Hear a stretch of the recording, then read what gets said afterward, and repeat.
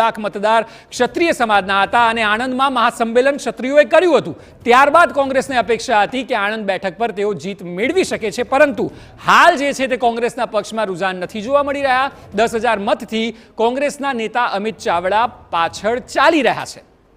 એટલે જે બે બેઠકો પર કોંગ્રેસ આગળ છે તેમાંથી એક બનાસકાંઠા છે।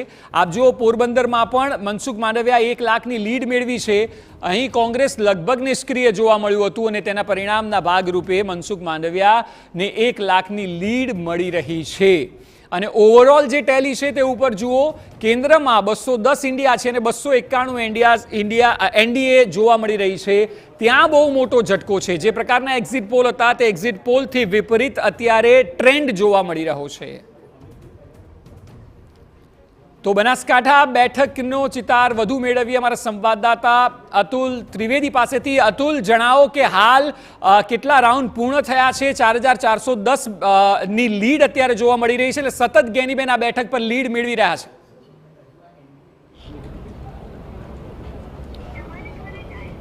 जी, आज जे बनासकांठा लोकसभा बेठकनी जे मत गणतरी है अने लोकोनी अपेक्षा प्रमाणे आ मत गणतरी थई रही है। जे प्रकारे लोकसभा बेठकनी चूंटणी लड़ाई अने जे चूंटणी लड़ाईने जे लोकोए मत आप्या छे अने तेमनी अपेक्षा हती ए मुजबनुं अत्यारे जे परिणाम आवी रह्युं छे। गेनीबेन ठाकोर छे प्रथम राउंडथी ज आगळ रह्या छे, त्यारे 4 राउंडना अंते ते 4,000 जेटला मतोथी जे अत्यारे आगळ चाली रह्या छे। एटले के गेनीबेन ठाकोर छे सतत आगळ चाली रह्या छे। जे प्रकारे बनासनी बेन तरीके मैदान में उतर्या हता ने त्यारबाद तेमने केम्पियन कर्युं हतुं अने त्यारबाद जे प्रकारे मतदारोए तेमने मोटा प्रमाणमां जे प्रकारे आवकार आप्यो हतो अथवा तो तेमने जे विश्वास मेळव्यो हतो अने तेना विश्वासनुं परिणाम ए छे के आज 4 राउंडना अंते गेनीबेन आगळ छे। हजू पण बनासकांठामां 23 जे राउंड छे ए 23 राउंड थशे, त्यारे हजू पण केटलाक जे राउंड छे ए बाकी छे अने आ तमाम राउंड पर रसाकसी चोक्कस रहेवानी छे। एटले के एक प्रकारे बनासकांठानी जे बेठक छे ए भाजप अने कोंग्रेस બંને માટે રસપ્રદ બની રહેવાની છે। બનાસકાંઠાની જે બેઠક છે અત્યારે તો જે કોંગ્રેસ આવી છે, પરંતુ આગળના રાઉન્ડમાં પણ કેટલાક સમીકરણો પણ બદલાય તેવી શક્યતા છે અને કેટલાક સમીકરણોને આધારે જે પ્રકારે ભાજપ અને કોંગ્રેસ આગળ પાછળ રહે તેવી પણ શક્યતા છે। ત્યારે અત્યારે તો જે પ્રકારે બનાસકાંઠા બેઠકની વાત કરવામાં આવે તો કોંગ્રેસનું અત્યારે પ્રભુત્વ જોવા મળે છે, પરંતુ આગળના રાઉન્ડમાં પણ ચોક્કસ આ શક્યતાઓ છે એ નકારી શકાય નહીં। છે કે ત્યાં આ વખતના પ્રચારમાં પણ આપ જોશો તો અલગ વાત જોવા મળી। ક્રાઉડ ફંડિંગની વાત ગેનીબેન દ્વારા કરવામાં આવી હતી। જે પ્રકારનું સમર્થનનો વાયદો કરાયો હતો, હાલ તો જે ટ્રેન્ડ છે તે મુજબના જોવા મળી રહ્યા છે। જો કે અહીં રસાકસી ચોક્કસ સર્જાઈ રહી છે, કારણ કે અત્યારે પણ જુઓ ગેનીબેનની જે વાત છે 459 મતથી પાછળ થયા છે।